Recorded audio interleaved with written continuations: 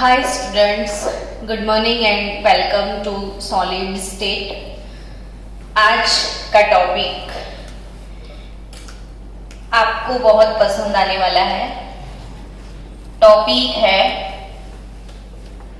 Types of voids.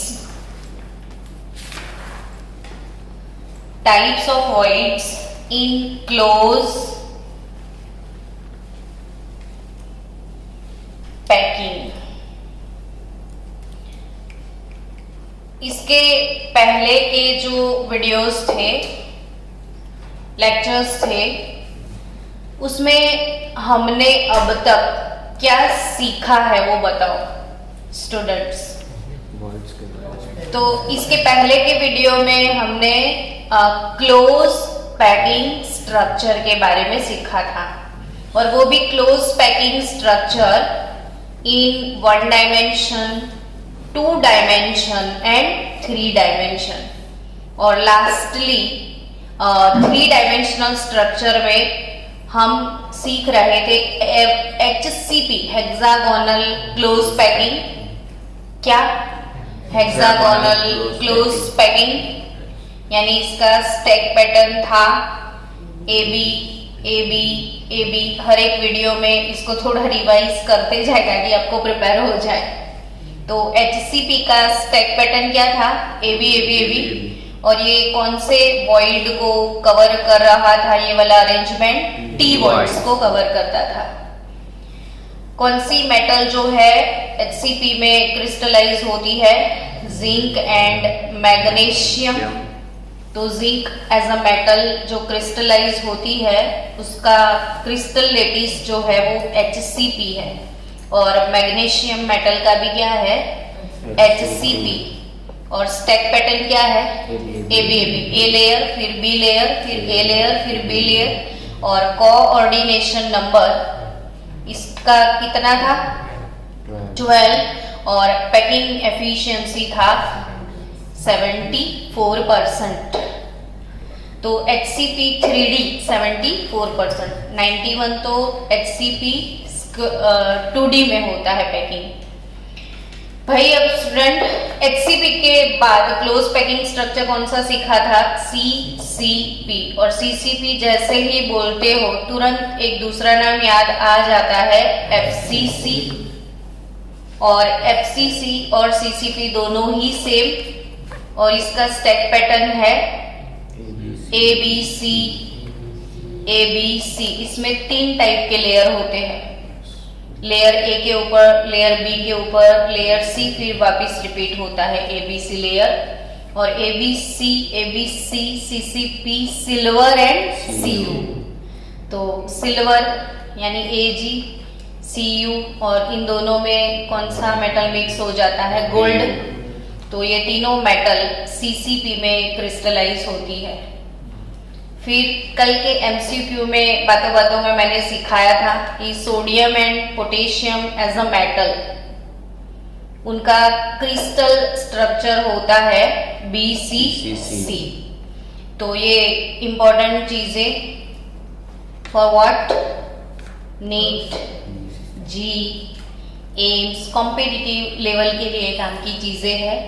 वैसे CCP का coordination number भी 12 होता है, और इसकी भी पैकिंग एफिशिएंसी 74%। और ये प्रीवियस लेक्चर का रिवीजन हो गया। अब आज क्या टॉपिक है हमारा? Types of voids in close packing structure. कोई भी स्ट्रक्चर बच्चों कितना भी क्लोज क्यों ना हो, कोई भी स्ट्रक्चर कितना भी क्लोज क्यों ना हो, अंदर वॉइड्स रह ही जाते हैं, स्पेस होता ही है। क्योंकि ना हम हर एक एटम को या आयन को स्फेरिकल शेप से एज्यूम करते हैं। तो हमारा पैकिंग स्फेरिकल शेप में ऐसे होता रहता है, और due to that spherical shape बीच में थोड़ा सा गैप आ ही जाता है। इसे हम क्या बोलते हैं? वॉइड्स। तो जो वॉइड्स है वो 2 टाइप के वॉइड्स, मतलब आपके टोटल सिलेबस के जितने भी वॉइड्स हैं आज हम कवर करेंगे। तो 2D यानी 2 डायमेंशनल वॉइड भी होते हैं और 3D यानी 3 डायमेंशनल वॉइड भी होंगे। क्वेश्चन ये अराइज होता है कि वॉइड्स क्यों पढ़ने हैं, तो मैं आज वॉइड्स के साथ साथ आपको और एक टॉपिक सिखाने वाली हूं, वो है रेडियस रेशियो। क्या सिखाने वाली हूं? Radius ratio. सुन के वैसे पता चल गया कि रेडियस के रेशियो के बारे में कुछ होगा, तो किसकी रेडियस? तो ऑब्वियसली रेडियस रेशियो जो भी है, generally this radius ratio is applicable only for ionic compound. ये जो रेडियस रेशियो वाला टॉपिक हम सीखने वाले हैं ना, वो किसके लिए ज्यादातर एप्लीकेबल है? आयोनिक कंपाउंड के लिए। क्योंकि आयोनिक सॉलिड वो होते हैं ना जिसमें कैटायन भी होंगे, एनायन भी होंगे, और कैटायन के बाजू में क्या रहेंगे? जनरली एनायन होंगे। तो कैटायन का रेडियस R+ और एनायन का रेडियस R-। कैटायन का रेडियस क्या? R+ और एनायन का रेडियस R-। और एक चीज हमेशा याद रखियो आप कि अगर ऐसे ये वॉइड बनता है, ठीक है, तो जनरली हमेशा साइज में जो भी बड़ा होता है ना, वो एनायन बड़ा होता है। 11th में चैप्टर नंबर 3 में आपने एक चीज सीखा होगा कि कोई अगर पेरेंट एलिमेंट है तो इससे अगर कैटायन बनता है तो वो साइज में स्मॉल हो जाता है, और पेरेंट एटम से अगर एनायन बनता है तो वो साइज में बिग होता है ना। तो पेरेंट से कैटायन हमेशा छोटा रहेगा और एनायन हमेशा बड़ा रहता है। तो आयोनिक कंपाउंड में जनरली जो बड़े साइज के होते हैं ना, वो एनायन होते हैं, और छोटू साइज के कौन होते हैं? कैटायन। और जो छोटू होते हैं ना, वो हमेशा ऐसे छोटी छोटी गैप में घुस जाते हैं। आया कि नहीं समझ? तो जो एनायन होते हैं वो साइज में बिग होंगे, और उन बिग साइज की वजह से ऐसे वॉइड्स क्रिएट होंगे, और ऐसे वॉइड्स में हमेशा जाके कौन सेट हो जाएगा? कैटायन। Clear concept? कौन साइज में छोटा है? कैटायन। कौन साइज में बड़ा है? एनायन। एनायन से एक वॉइड क्रिएट होगा, और वो वॉइड के अंदर कौन रहेगा? कैटायन। ठीक है ना? अब एनायन छोटा है ना, तो उसकी नहीं, एनायन बड़ा है तो उसकी रेडियस को हम कैपिटल R बोल देंगे, और कैटायन छोटू है ना, तो उसकी रेडियस को क्या बोलेंगे हम? Small r। तो याद हो गया, स्मॉल r किसके लिए? कैटायन के लिए, और बिग R एनायन। और कैटायन बाय एनायन दोनों की रेडियस का जो रेशियो है, इसे हम क्या बोलने वाले हैं? Radius ratio. क्यों निकालना है रेडियस रेशियो? तो अगर कोई आपको बोल दे कि मैडम NaCl जो है, इसका क्रिस्टल स्ट्रक्चर यानी उसका ज्योमेट्रिकल शेप कौन सा होगा, है ना? फिर आपको कोई आके बोल दे कि चलो ज्योमेट्रिकल शेप कौन सा होगा, वो तो ठीक है, कोऑर्डिनेशन नंबर कितना होगा, ज्योमेट्रिकल शेप क्या होगा, आयोनिक कंपाउंड की स्टेबिलिटी क्या रहेगी, तो वो सारे क्वेश्चन का आंसर आपको कौन देने वाला है? Radius ratio. तो NaCl जो है, सपोज क्या? NaCl। अगर आपसे कोई पूछ ले कि NaCl का ज्योमेट्रिकल शेप क्या होगा, ये FCC होगा, ये BCC होगा, ये टेट्राहेड्रल है, क्या है, कौन सा शेप है, तो वो कैसे पता चले?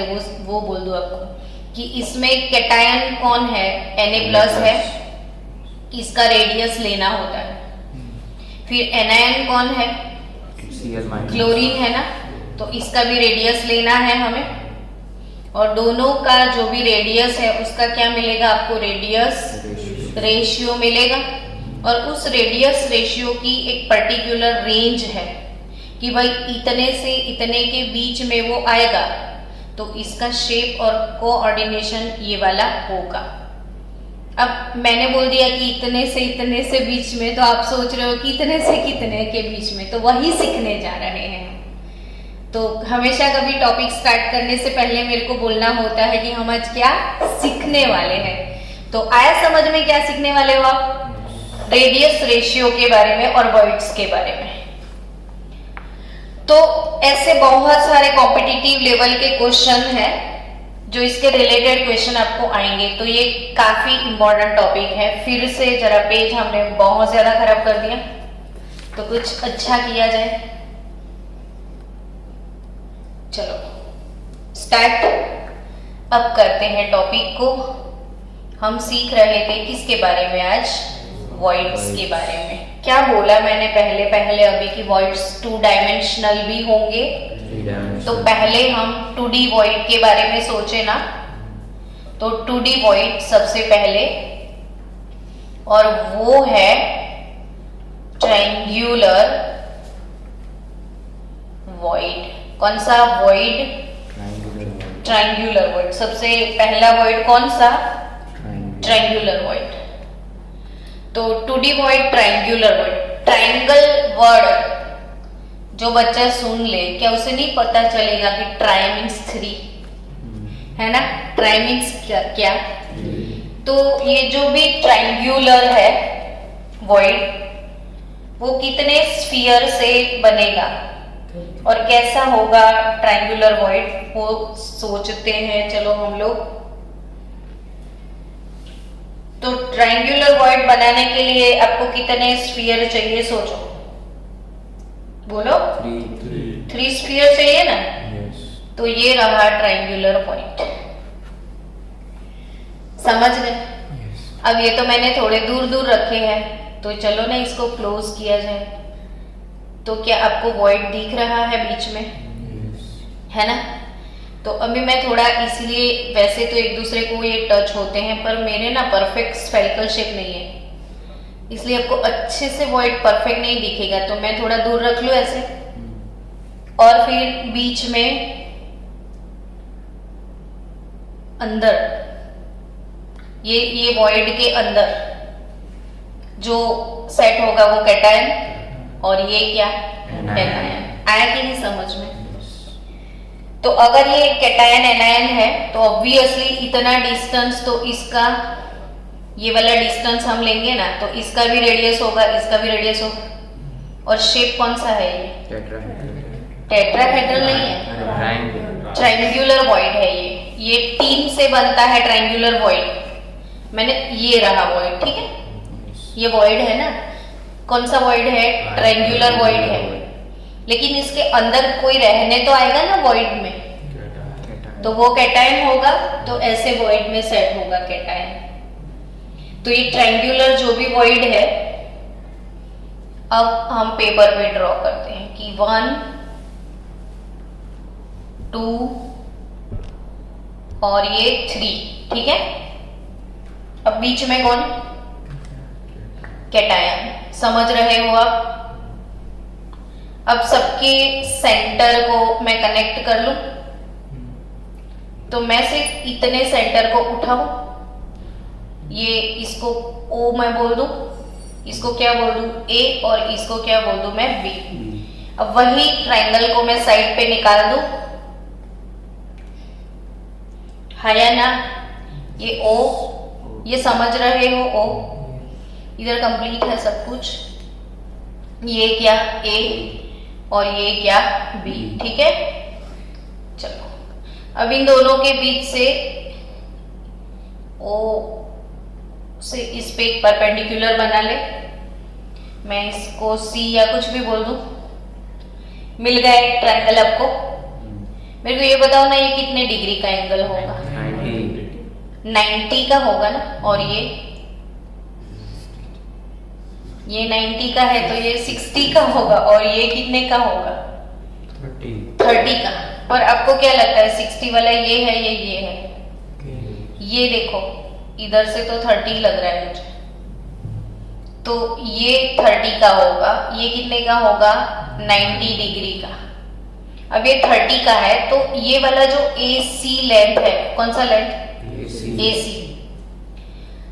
आपको ये जो मैं कैलकुलेशन सिखा रही हूँ ना, तो कैलकुलेशन अगर नहीं समझ में आ रहा है तो भी कोई प्रॉब्लम नहीं, लेकिन कंसेप्ट से जाएंगे ना तो बातों को अच्छे से समझ पाएंगे। हमें फोकस किस चीज पे करना है, वो रेडियस रेशियो पे।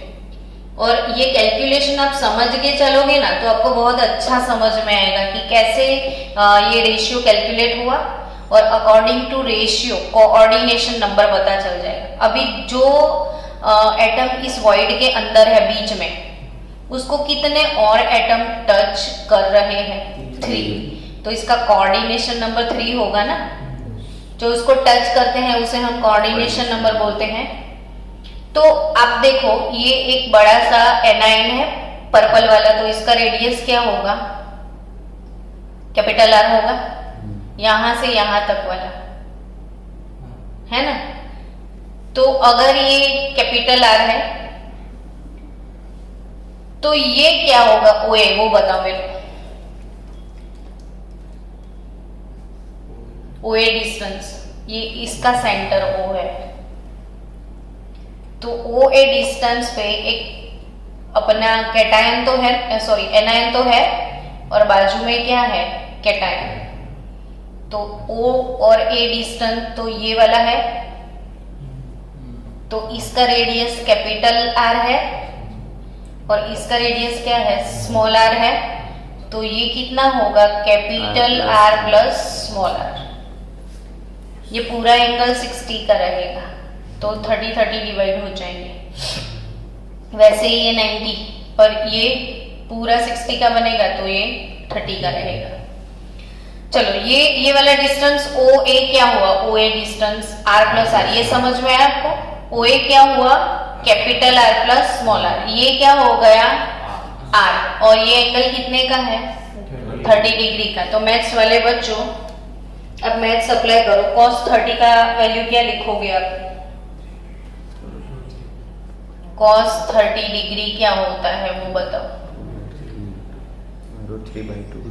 √3/2 तो होता है, लेकिन cos कौन सी साइड अपन कौन सी साइड, एडजेसेंट अपॉन हाइपोटेन्यूज। तो एडजेसेंट साइड ये हुई, और ये यानी AC अपॉन OA हुआ, यानी क्या हुआ R upon R plus R, क्या हो गया R upon R plus R। और cos 30 का वैल्यू क्या होगा √3/2, तो R upon R plus R।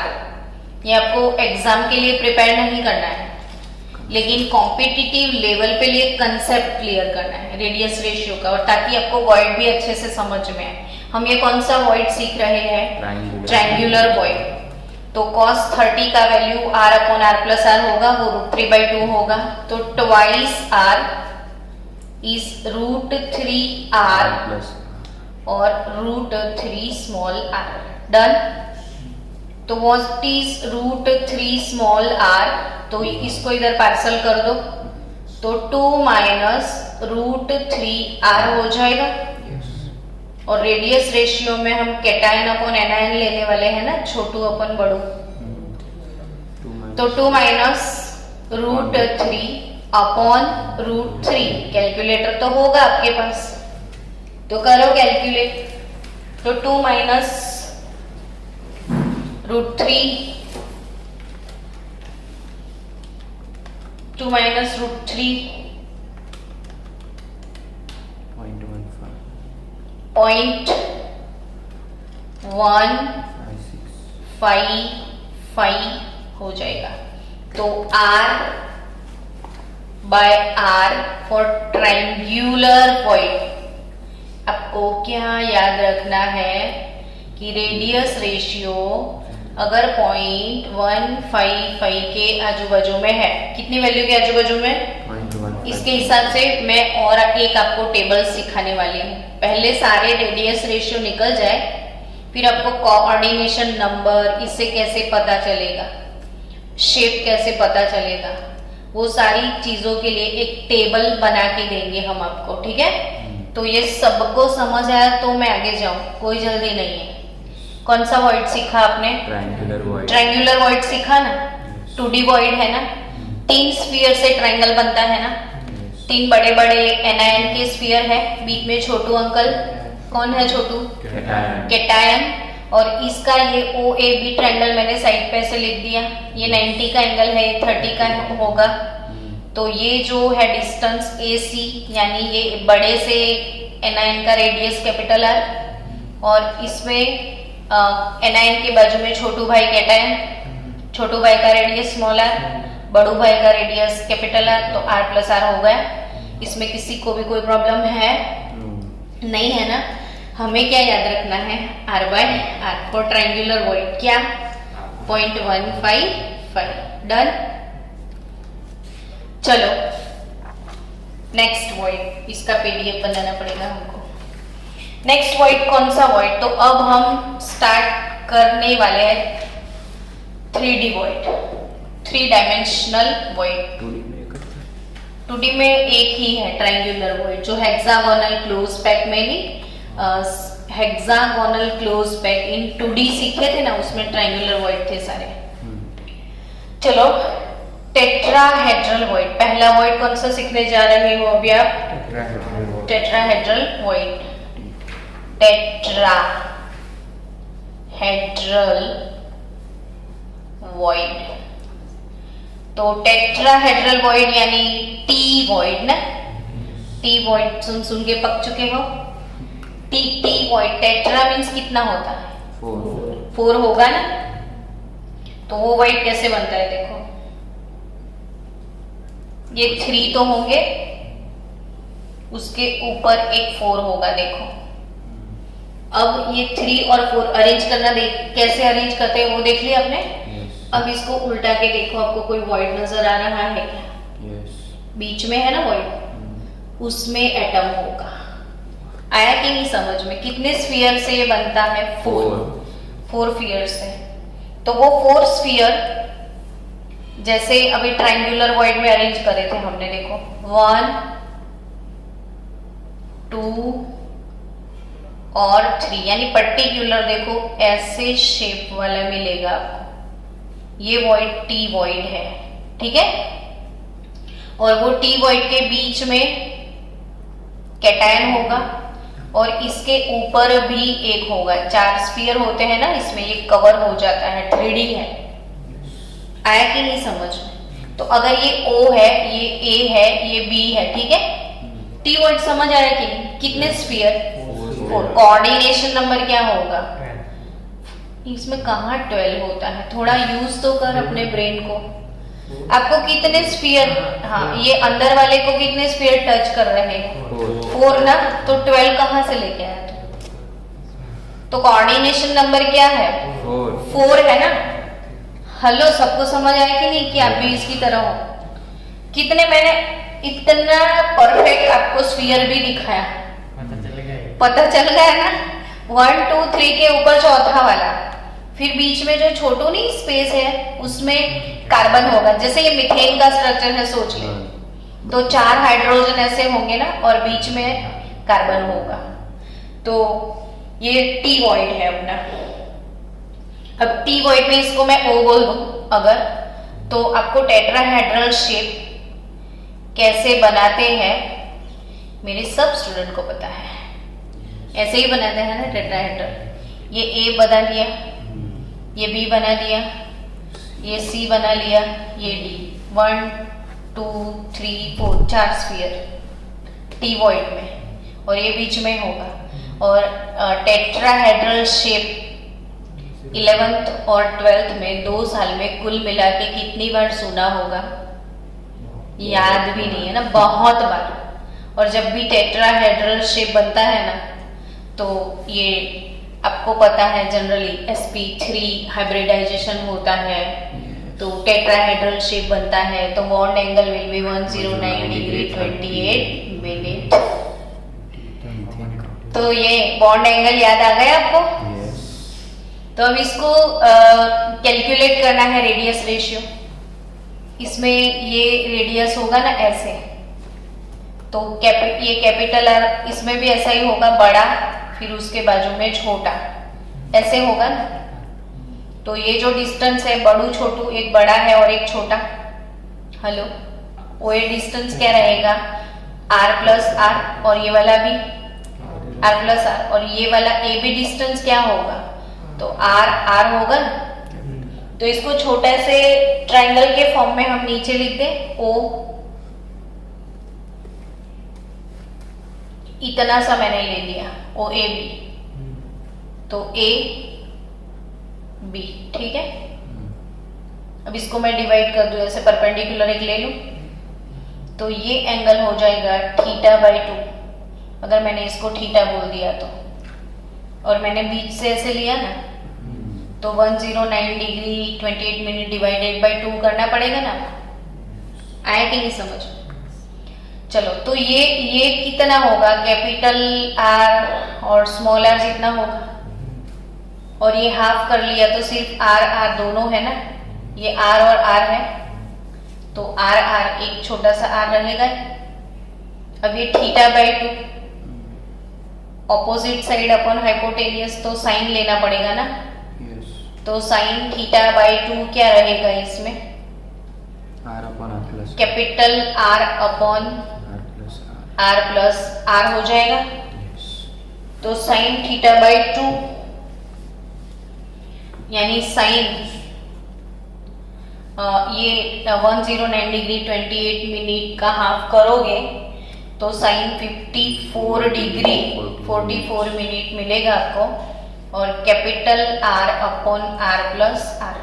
अब स्टूडेंट ज्यादा कैलकुलेशन में हमें नहीं पढ़ना है, लेकिन जैसे लॉग टेबल नहीं आता है वैसे साइन टेन कॉस का टेबल भी आता है कि ये डिग्री के हिसाब से साइन का 54 डिग्री का कितना वैल्यू होता है, तो उसका टेबल ही होता है, और टेबल से हमें वैल्यू डायरेक्ट मिल जाती है।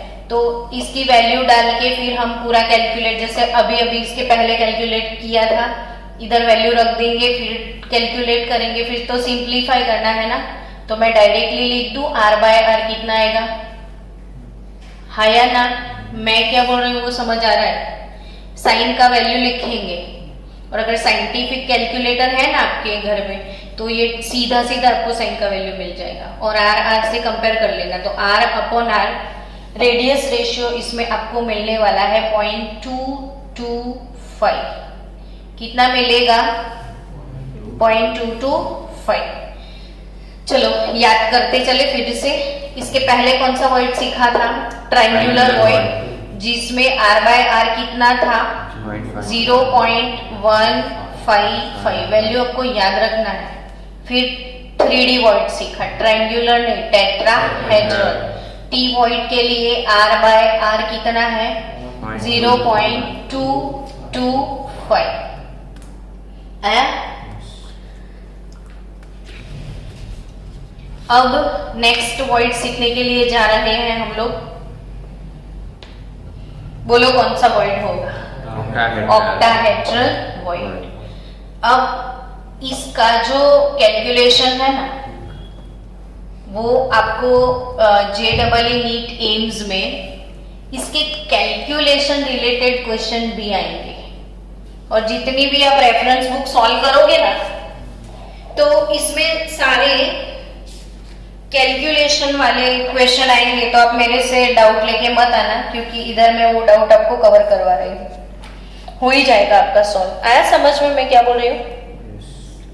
तो ऑक्टाहेड्रल वॉइड, अब आप मेरे को बताओ ना कैसा होगा ऑक्टाहेड्रल वॉइड, कितने स्फीयर, ऑक्टाहेड्रल शेप सबको पता है ना, वो अपना 4+2 वाला स्कीम, 6 स्फीयर चाहिए। तो ये 3 ऐसे होंगे, और फिर दूसरे 3 कैसे होंगे, उल्टा ट्रायंगल, ट्रायंगल के ऊपर क्या, उल्टा ट्रायंगल हो जाएगा। तो वेट फॉर 1 मिनट, हम एक ट्रायंगल बना ले। देखो एक ट्रायंगल तो है 3 का, और दूसरा ट्रायंगल ऐसे ऐसे पैकिंग होता है। आया? और इसके बीच में जो वॉइड होगा वो कौन सा वॉइड होगा? Octahedral void. कितने स्फीयर लगे इसमें? 6। तो अर्पित कोऑर्डिनेशन नंबर बोलना बेटा। Coordination number 6। तू किधर खोया खोया रहता है? इधर है। आज तो खा के आया है ना, तो भूख लगी है। ये कितने स्फीयर दिख रहे हैं? 1 2 3, फिर नीचे भी 3, सीधा ट्रायंगल, उस पे उल्टा ट्रायंगल। ये कौन सा वॉइड? क्यों ये इतना दिमाग हम खराब कर रहे हैं पता है? क्योंकि ये जो ऑक्टाहेड्रल वॉइड है ना, उसके लोकेशन एफसीसी यूनिट सेल में वॉइड लोकेशन वाला थियरी भी हमको सीखना है। और जब आपको वॉइड का इमेजिनेशन नहीं होगा ना, तो आप वो कभी नहीं सीख पाओगे वो थियरी। और फिर वॉइड के रिलेटेड बहुत सारे एमसीक्यू आएंगे आपको, तो वो एमसीक्यू सॉल्व करना इतना इजी नहीं है ये थियरी बिना सीखे। तो आप समझ रहे हो ना कि वॉइड कैसा होगा। ऐसे 3 है, इसके ऊपर उल्टे 3 है। टोटल कितने स्फीयर है? 6। और बीच में जो वो वॉइड के अंदर छोटू वाला कोई एकदम छोटू सा कैटायन अगर बीच में रहेगा ऐसे, तो ये ऑक्टाहेड्रल स्फीयर में है। और ऐसे ही अपना सोडियम रहता है। जानते हो तुम लोग, सोडियम ऑक्टाहेड्रल वॉइड में रहता है। सोडियम कौन से वॉइड में रहता है? Octahedral void. तो आजू बाजू जो 6 क्लोरीन होते हैं और ऐसे एक वॉइड बनाते हैं, और उसमें कौन घुस के बैठा होता है? सोडियम। ये एफसीसी स्ट्रक्चर वाला वॉइड है। तो ऑक्टाहेड्रल वॉइड। अब इसको पेपर पे ड्रॉ करना है भाई हमें तो 2D में। तो ऐसे 3 स्फीयर होंगे, और बाकी के 3 स्फीयर किधर होंगे? ऊपर उल्टे।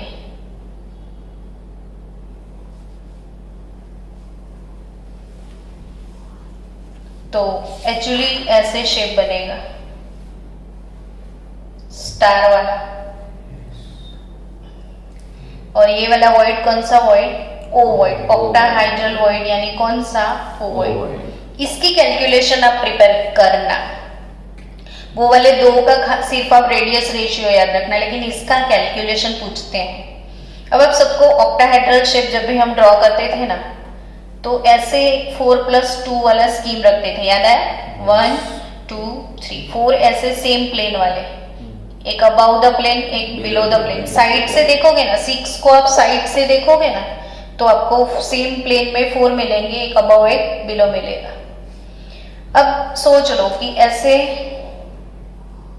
4 स्फीयर ऐसे होंगे, है ना? अब उन सबके सेंटर को मैं कनेक्ट कर दूं, है या ना? आपको अच्छे से दिख रहा है इसमें? समझ रहे हो सब लोग? अगर मैंने A बोल दिया, इसको B बोल दिया, C, और ये हो गया D, तो ABCD। अब इसको क्या किया जाए? तो इसको डायगोनल बना दो, और इसका इंटरसेक्शन पॉइंट O लिख दो, है ना? और ये तो अगर स्क्वायर है ना, तो ये 90 डिग्री पे इंटरसेक्ट करेंगे ना, ये कितना डिग्री का एंगल हो जाएगा? 90 का। तो ये जो साइड है OA OB या कोडी कोई भी में मुझे लेना है, तो इसमें देखो ये वॉइड के अंदर छोटू सा कैटायन होगा कि नहीं? है ना? हेलो, आप समझ रहे हो? तो इसका रेडियस कैपिटल R है, और इसका रेडियस क्या है? Small r। तो ये जो O है ना, OA डिस्टेंस कितना होगा वो बोलो ना मेरे को? Small r plus capital R। मुझे लग रहा है कि आपको समझ आ गया। स्मॉल r प्लस क्या? Capital R। और OB डिस्टेंस कितना होगा? OA, तो कि OB भी same small r plus capital R। और AB डिस्टेंस कितना होगा वो बताओ? R plus R। हाँ, ये कैपिटल R और ये भी कैपिटल R, तो capital R plus capital R। ये कैलकुलेशन आपको सीखना है कॉम्पिटिटिव के लिए। तो OA कितना है? OA R R O B. हाँ, अगर ये 90 का एंगल है तो पाइथागोरस अप्लाई कर सकते हो ना इधर। तो आप तो ए बी स्क्वायर क्या लिखोगे? ए बी स्क्वायर क्या लिखोगे? ओ ए और O B O A square O B square A B square. तो आर प्लस आर इसे लोग बोलते हैं 2r और इसका स्क्वायर है ना।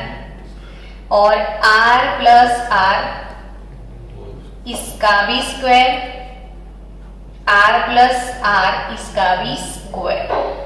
इसको भी 2r इसको भी कुछ ऐसा ही बोल देते हैं तो अपना तो कैलकुलेशन इजी हो जाएगा। चलो 2r स्क्वायर, तो ये हो गया क्या? 4r स्क्वायर हो जाएगा। ये वाला पेन दिख रहा है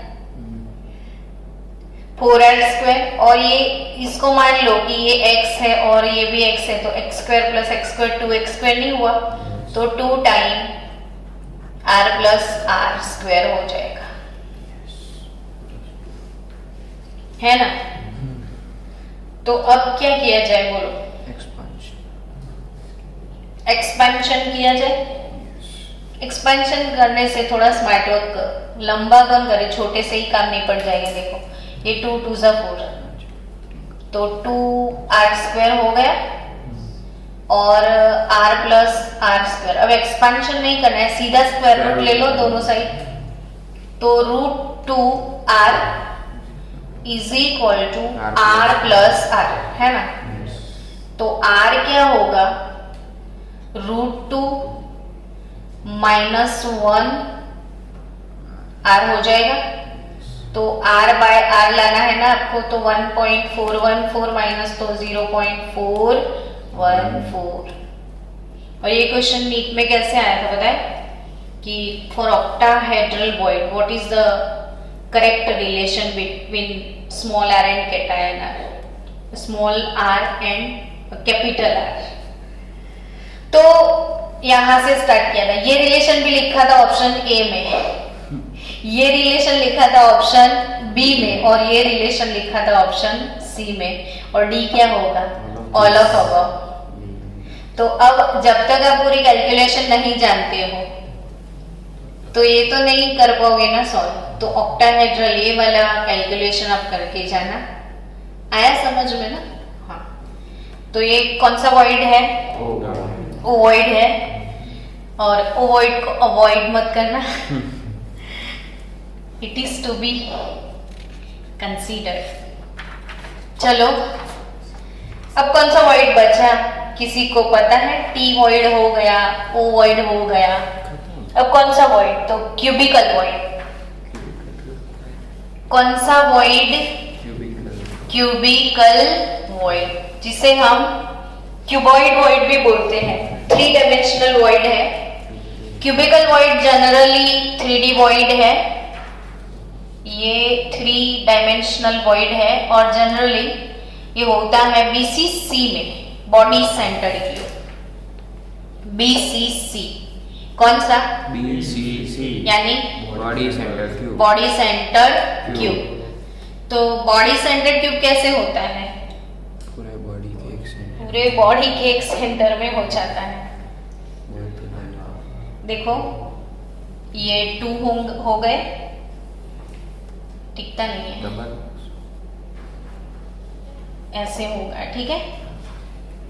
फिर ऐसे अरेंज हो गया 4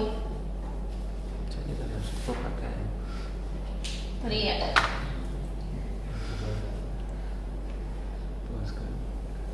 नहीं हो जाएगा बच्चों, ये आप समझ गए, ठीक है। अब 4 रख दी। फिर 4 के बीच में एक सेंटर आता है ना।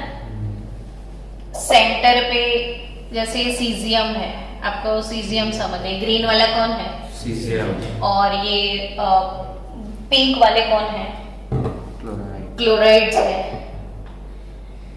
अब वो 4 के ऊपर फिर से 4 आएंगे। 4 के ऊपर 4, समझ गए आप?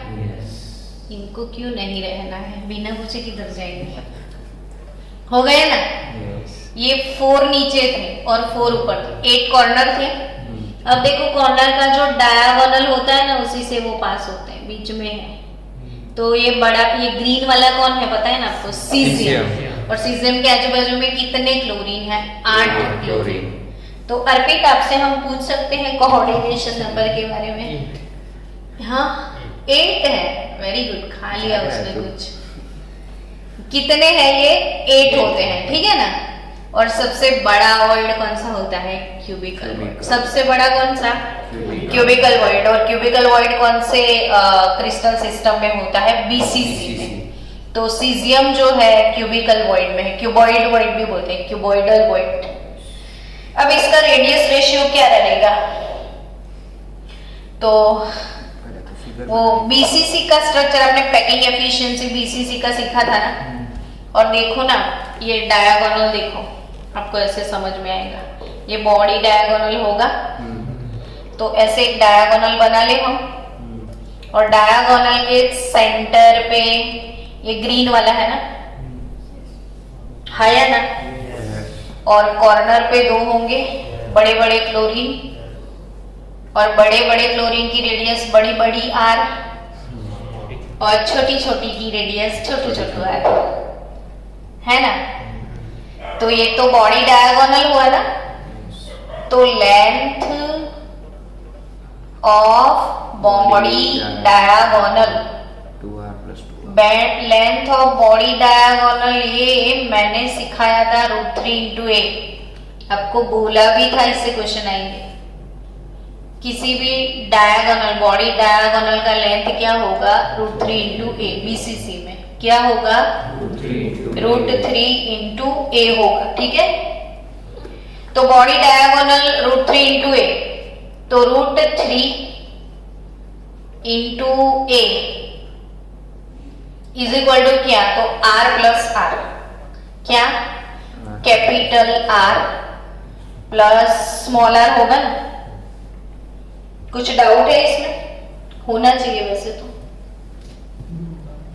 हाँ 2r होंगे ना, 1 और 2r, और 1 और 2r। तो बोलो ना यार, ऐसे 2 टाइम दोनों होंगे, आया समझ में। लेकिन कोई भी एज लेंथ पे तो ऐसे 2 नहीं दिख रहे हैं। देखो एज लेंथ पे तो एक साथ 2 है, देखो। तो a इज इक्वल टू, तो 2r नहीं हो जाएगा एज लेंथ इसका, है ना। ये क्लोरीन है ना, तो कैपिटल R लिखना पड़ेगा आपको। तो a के बदले क्या लिखो? 2r। तो √3 × 2r is equal to 2r + r। I think अब आप कुछ और समझ गए। क्या बोलोगे? अबे 2 कैंसल हो गया। कितना सोचते हो यार तुम लोग। तो √3r is equal to r + r, ठीक है। तो r इज इक्वल टू क्या? √3 - 1 × r नहीं हो गया, तो r/r क्या हो जाएगा बोलो? 0.73. क्या? 0.73.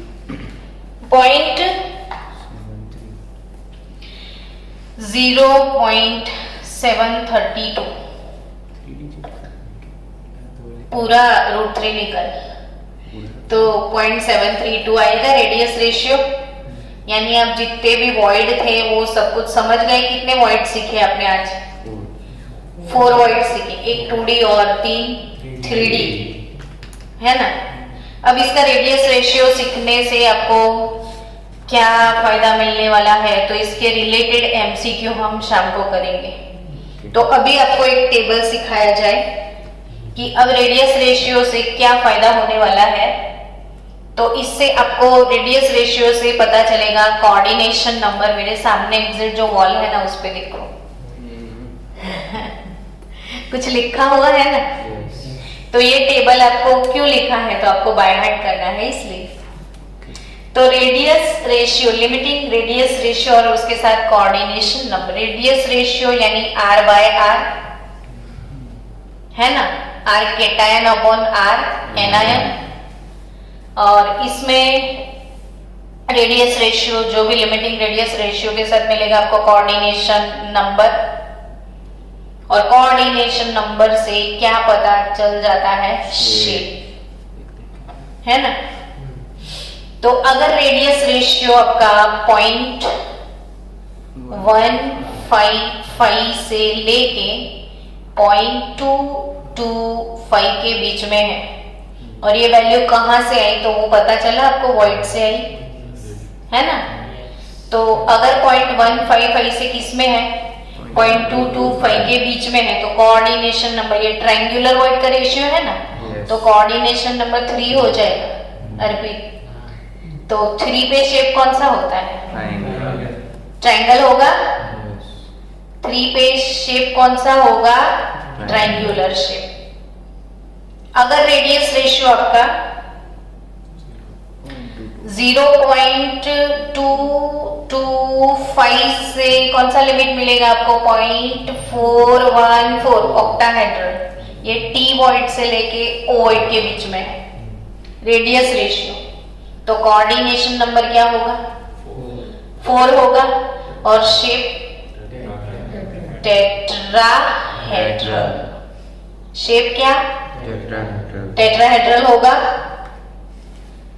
नेक्स्ट, अगर रेडियस रेशियो 0.414 से 0.732 के बीच में है, हाई है ना, यस, तो कोऑर्डिनेशन नंबर होगा 6 और शेप होगा ऑक्टाहेड्रल एफसीसी शेप।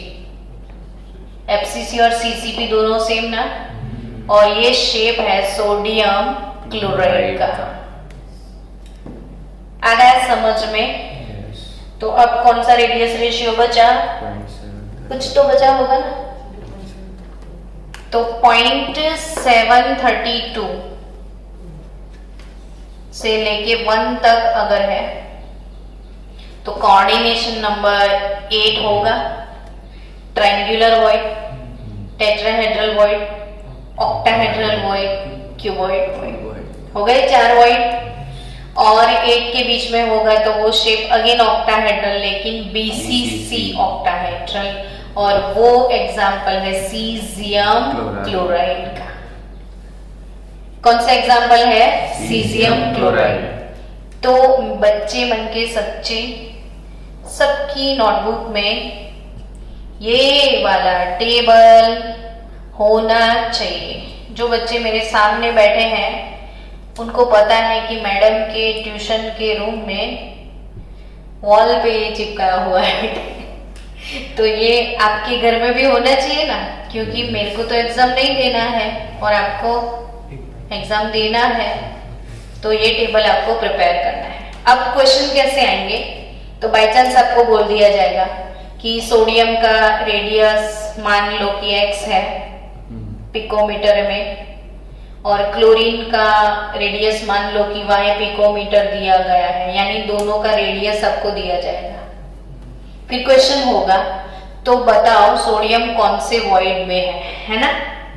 तो अब कैसे पता चलेगा कि सोडियम कौन से वॉइड में है, या ऐसा क्वेश्चन आएंगे सोडियम का कोऑर्डिनेशन नंबर क्या है, तो अब क्या करोगे अगर दोनों की रेडियस है तो रेडियस रेशियो निकालेंगे हम लोग कि RNA प्लस कैटायन अपॉन क्या लेना है आपको, एनायन, रेडियस रेशियो मिलेगा। अब मान लो कि रेडियस रेशियो 0.520 आ गया, क्या आया 0.5, तो ये कौन सी रेंज में है वो देख लो। तो 0.520 यानी 0.414 से लेके 0.732 के बीच में आपका रेडियस रेशियो मिला, तो कोऑर्डिनेशन नंबर क्या आएगा, 6। तो जिसका कोऑर्डिनेशन नंबर 6 है वो वॉइड तो ऑक्टाहेड्रल होगा ना। तो सोडियम कौन से वॉइड में है, ऑक्टाहेड्रल। आया, सब कुछ समझ आ गया। अब सोचो कि वो रेडियस वॉइड का कैलकुलेशन ना करते तो ये टेबल बाउंसर जाता। तो वो कैलकुलेशन इतना इंपॉर्टेंट नहीं है, लेकिन ये वैल्यू कैसे आया वो इंपॉर्टेंट था, वो कंसेप्ट क्लियर करना था। और आपको क्या याद करना है, ये टेबल करना ही पड़ेगा।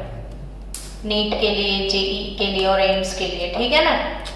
तो चलो हो गया आज का दिन। आज क्या सीखे, कौन सा टॉपिक सीखा आपने? 4 types of voids. Types of void and radius ratio. अब इवनिंग सेशन में हम लोग जितने भी टाइप के आयोनिक सॉलिड्स है उसकी कैरेक्टरिस्टिक के बारे में सीखेंगे, और ये जो वॉइड्स है, ऑक्टाहेड्रल वॉइड्स, इसमें एफसीसी यूनिट सेल में उसका लोकेशन सीखेंगे।